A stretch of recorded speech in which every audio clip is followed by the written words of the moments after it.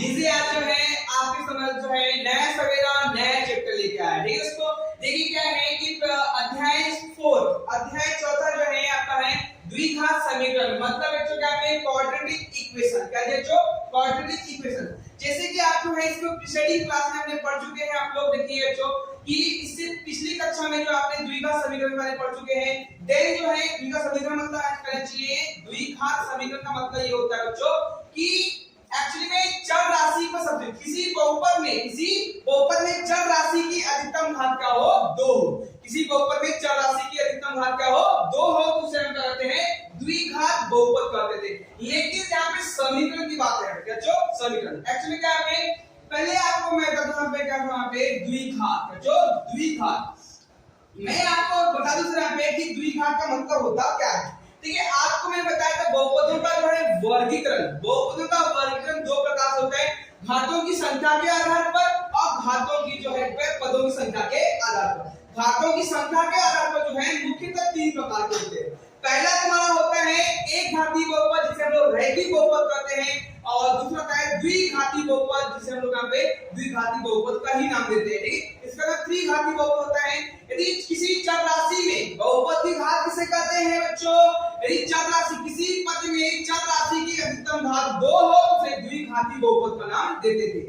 बेटे आप करते हैं किसी बहुपद में हम सपोज कोई पद दिया जाएगा 2x का स्क्वायर प्लस 3x प्लस 9 बोल दिया था दोस्तों।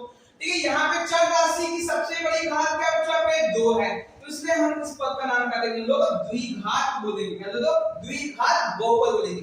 अब यहाँ पे एक शब्द आता है समीकरण। बच्चों समीकरण, समीकरण का मतलब होता है जिसमें लेफ्ट हैंड साइड हो और राइट हैंड साइड दोनों हो। ठीक है, ऐसा समीकरण जिसमें लेफ्ट और राइट दोनों पक्ष हो। जैसे कि आपको मैं बता दूं कि द्विघात बहुपद के लिए बच्चों द्विघात समीकरण, द्विघात समीकरण के लिए मानक रूप या व्यापक रूप क्या होता है। द्विघात समीकरण के व्यापक रूप क्या होता है, मानक रूप क्या होता है।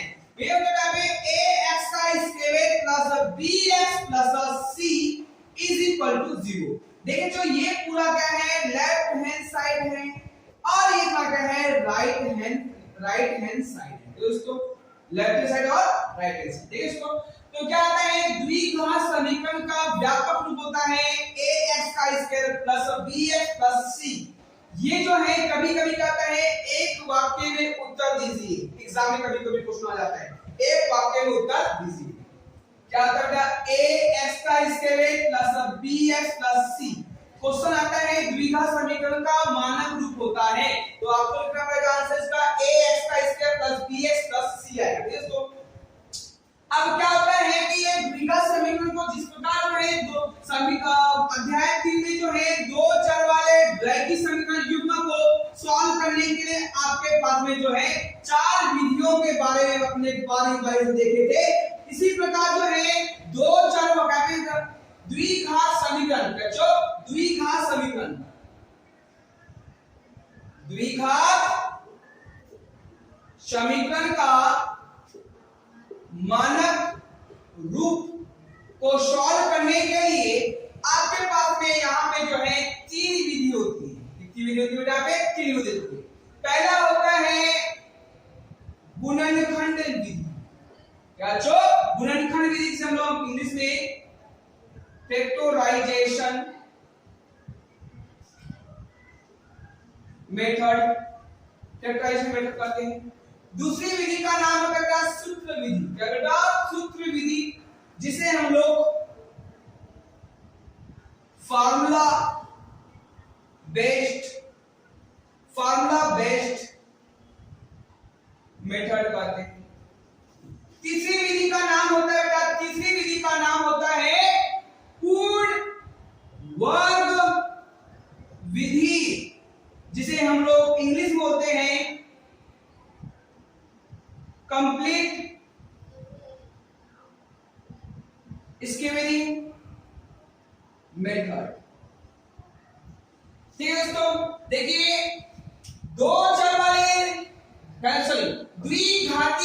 द्विघात